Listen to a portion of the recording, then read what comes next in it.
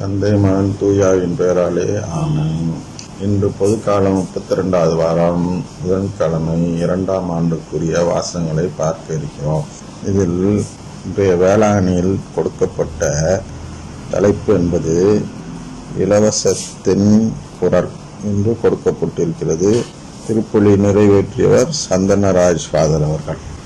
இலவசத்தின் குரல் அது எப்படி இந்த தலைப்பிலிருந்து வருகிறது என்று யோசித்து பாருங்கள். முதல் வாசக தலைப்பு என்பது தம் இரக்கத்தை முன்னிட்டு கடவுள் நம்மை மீட்டார். இரண்டாவது, அதாவது நற்செய்தி வாசகத்தில் உள்ள மைய கருத்து என்பது கடவுளை போற்றி புகழ அந்நியராகிய உம்மை தவிர வேறு எவரும் திரும்பி வர காணோமே என்று கேட்கிறார். இதில் இலவசத்தின் குரல் எங்கிருந்து வந்தது?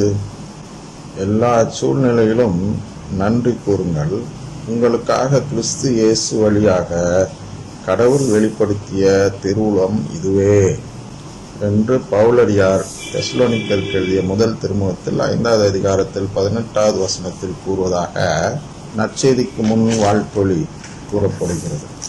எனவே இது ஒரு நல்ல தலைப்பு. என்ன தலைப்பு? மைய கருத்து என்றால் இலவசத்தின் குரல்.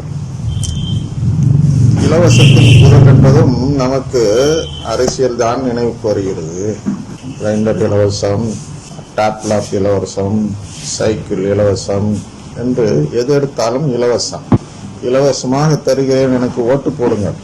ஏதோ நம்ம நாட்டில் தான் இந்த குறைபாடுனா, இது உலகம் ஃபுல்லாக இருக்கு, உலகம் முழுவதும் இருக்கிறது என்று காட்டுவதற்கு நம்முடைய ட்ரம்ப் அவரும் என்ன செய்திருக்கிறார் என்றால், இந்த தடுப்பூசி இலவசமாக போடப்படும் என்று இருக்கிறார். உடனே அவரை எதிர்த்து நின்று வெற்றி பெற்ற பைடன் அவர்களும் என்ன செய்கிறார் என்றால், நானும் இலவசமாக தருகிறேன் ஊசி என்று சொல்லி.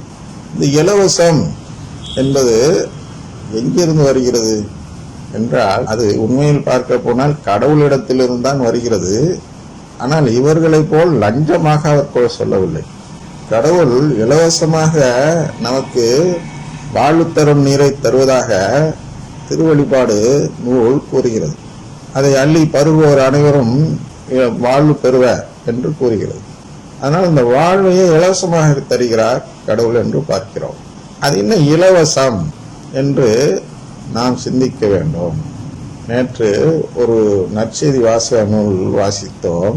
அதில் என்ன கூறப்பட்டதென்றால், நாங்கள் பயனற்ற பணியாளர்கள், எங்கள் கடமையை தான் செய்தோம். இதற்கு உள்ள விளக்கத்தை கேட்டதும் அநேகருக்கு மன வருத்தம் இருந்திருக்கும். குறிப்பாக ஆயர்கள், குருக்கள், கன்னியர்கள் போன்றவர்களுக்கு இந்த விளக்கத்தை கேட்டதும் அவர்களால் அதை ஏற்றுக்கொள்ள முடியாத ஒரு மனநிலை வந்திருக்கும். என்னடா அது, நாங்கள் எங்கள் வாழ்நாள்லாம் வீணாக்கிட்டு குடும்பத்தெல்லாம் விட்டுட்டு நல்ல ஒரு கல்யாண வாழ்க்கை வாழலாம் என்று இருக்கக்கூடிய நிலையெல்லாம் தியாகம் செய்துவிட்டு கடவுளுக்காக வந்து இறைப்பணி செய்த பொழுதும் கடவுள் இதையெல்லாம் ஒரு பணி அல்ல என்று சொல்லிவிட்டாரே, பயனற்ற பணி என்று சொல்லிவிட்டாரே, ரொம்ப மனசு கஷ்டமா இருக்குது. அப்ப இதெல்லாம் விட்டுட்டு வந்து ஒரு புண்ணியம் இல்லையா என்ற ஒரு மன கஷ்டமாட்ட நிலை, ஒரு நெருக்கடி நிலை நம் உள்ளத்தில் தோன்றியிருக்கும். அவர்களுக்கு தான் இன்றைய இந்த மைய கருத்து என்ன சொல்கிறது என்றால், ஒரு விளக்கம் தருகிறது, வாசகம் தருகிறது தான். தம் இரக்கத்தை முன்னிட்டு கடவுள் நம்மை மீட்டார். இந்த இரக்கம் என்ற வார்த்தையில் இலவசம் மறைந்திருக்கிறது. அந்த இரக்கத்தால் அவர் நமக்கு மீட்பு தருகிறாரே தவிர நம்முடைய உழைப்புக்கு ஏற்ற ஊதியமாக கருதி நம்மை மீட்பதில்லை. இதான் நேற்று சொன்னோம். ஒரு வேலையால் வேலைக்கு சென்று வந்ததும் எஜமானன் யாரும் கால் அமைக்கி விடுவதற்கு அவனை கவனிப்பதில்லை. ஆனால் அது வேலையாள கூட இருக்க வேண்டியதில்லை, ஒரு பிச்சைக்காரனாக இருந்து கூட அந்த நபர், ஒரு தொழுநோயாளியை எடுத்துங்க. இன்னைக்கு வாசகத்தில் உள்ளபடி ஒரு தொழுநோயாளி ஆக இருக்கக்கூடிய ஒரு நபர் கடவுளின் குடும்பத்தில் சேரும் விருப்பத்தை தெரிவித்து விடுவார் என்றால், அவர் எப்படிப்பட்ட கேவலமான நிலையில் இருந்தாலும் அவரை அழைத்து வந்து கால் அமைக்கி விட்டு கால்களை கழுவி உணவு பரிமாறி அவர்களை உபசரிக்க கடவுள் எவ்வாறு தயாராக இருந்தால் என்று ஒரு நாள் பார்த்தோம். அவரோடு பந்தியில் அமர்வது என்பதற்கு அது ஒரு உதாரணம் சொல்லியிருந்தார். எனவே அந்த கால் அமைக்கொட்டு பந்தியில் அமரச் செய்து நமக்கு உணவு பரிமாறும் செயலெல்லாம் அவர் இரக்கத்தினால் செய்கிறாரே தவிர ஒருவருடைய உழைப்பை பார்த்து அதனால் செய்ய வேண்டிய கடமை கடவுளுக்கு இல்லை. அதான் இங்கே இரக்கம் என்ற இடத்தில் நாம் புரிந்து கொள்ள வேண்டும். என்னுடைய தாராளத்தில் நீ கேள்வி கேட்கக்கூடாது என்று ஒரு உவமையில் சொல்கிறார். அதான் அந்த இரக்கம், இலவசம். அந்த உவமை அருமையான உவமை.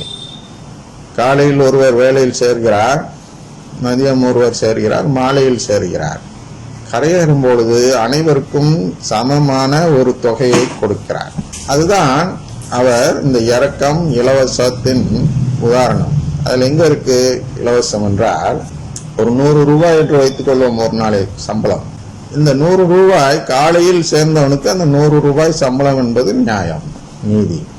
மதியம் வேலையில் சேர்ந்த நபருக்கு, நண்பகல் வேலையில் சேர்ந்த ஒரு நபருக்கு 50 ரூபாய் கொடுத்தால் அது நீதியாகும்.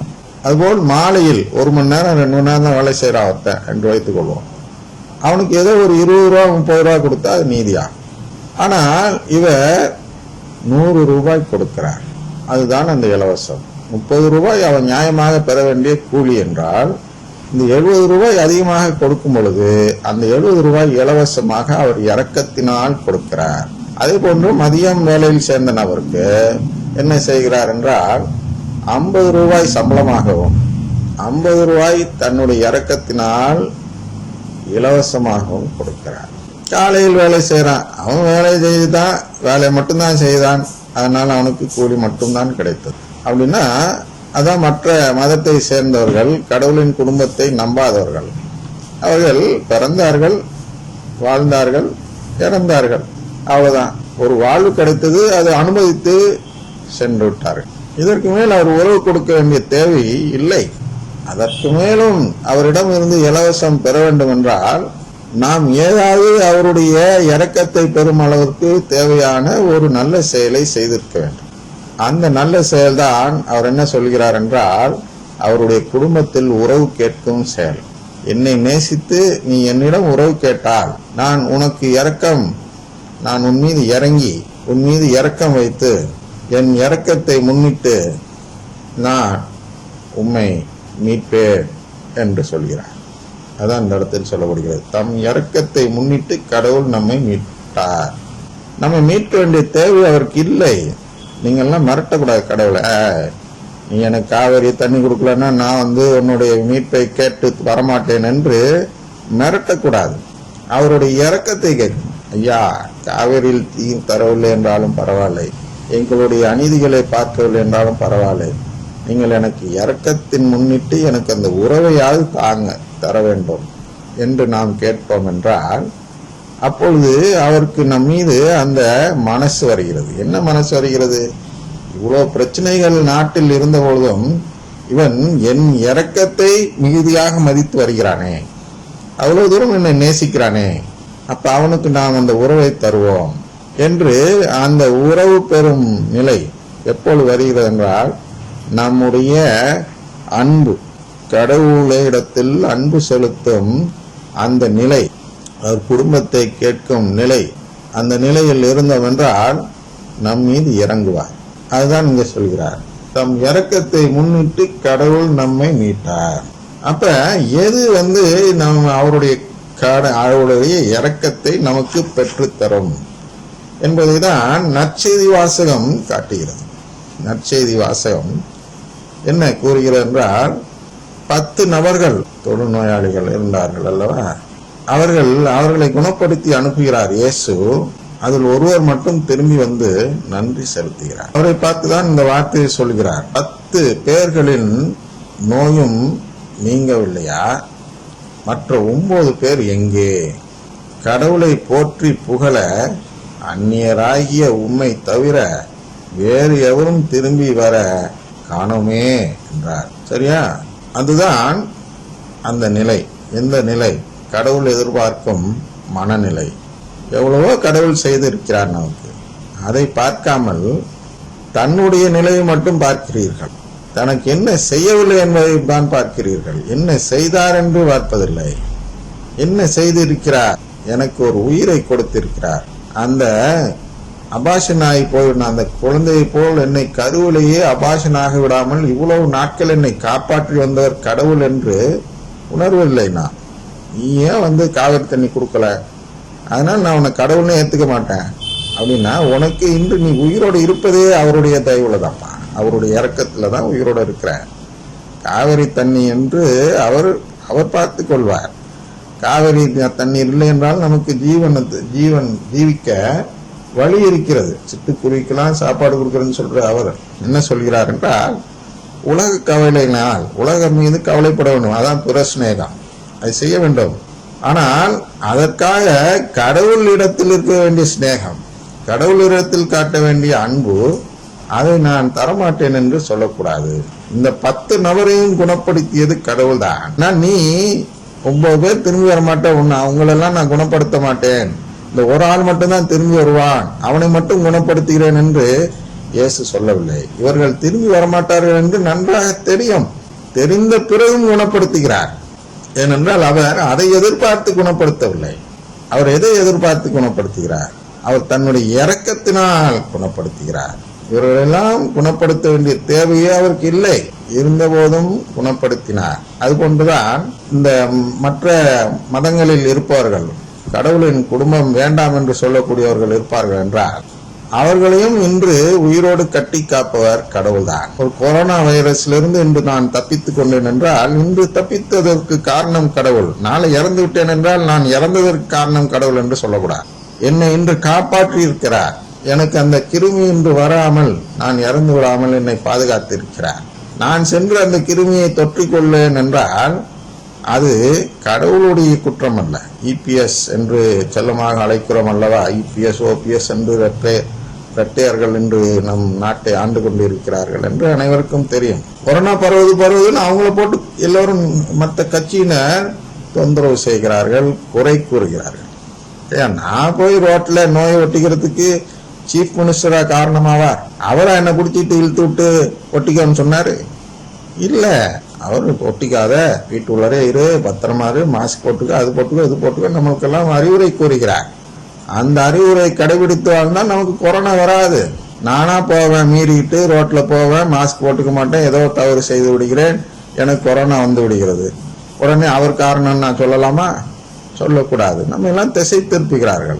அது போன்றுதான் இங்கே கடவுள் நம்ம எல்லாம் கொரோனாவில் ஆகப்பட்டு கொண்டு எல்லாம் இறந்து போங்கள் என்று சொல்லவில்லை. கொரோனா வரும், இது போன்ற பல கொள்ளை நோய்கள் எல்லாம் வரும். நாம் தான் பாதுகாப்பாக இருந்து நம் வாழ்வை காப்பாற்றிக் கொள்ள வேண்டும். நான் போய் ஒட்டி கொண்டு வந்தேன் என்றால் அது கடவுள் காரணமாக மாட்டேன், கடவுளை குறை கூறக்கூடாது.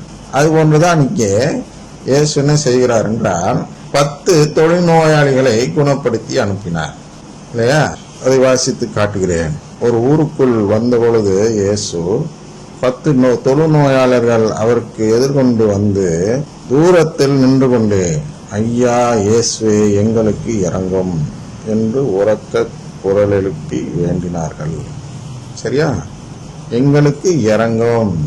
முதல்ல பின்னாடி என்ன நடக்குவோன்னு தெரியாத பொழுது அந்த முன்னாடி நடப்பதை மட்டும் வைத்து பார்க்கும் பொழுது, இந்த இடத்தில் இயேசு இறங்காமல் அவர்களை குணப்படுத்தாமல் விட்டு விட்டால் இயேசுவின் வில்லனாக பட்டிருப்பார் அல்லவா? பின்னாடி நடக்கக்கூடியதை பார்க்கும்பொழுது என்ன தெரிகிறது? இந்த 10 நபரில் 9 நபர்கள் வில்லன்கள் என்று தெரிகிறது. அதனால் அவர்கள் வில்லன்கள் என்று அவருக்கு முன்கூட்டியே தெரிந்தாலும், அறிந்தாலும், உணரக்கூடிய நிலை இருந்தாலும் அவர் என்ன செய்கிறார் என்றால், பரவாயில்ல என்று நினைத்து அவர்களை குணப்படுத்துகிறார். அவர் அவர்களை பார்த்து, நீங்கள் போய் உங்களை குருக்களிடம் காண்பியுங்கள் என்றார்.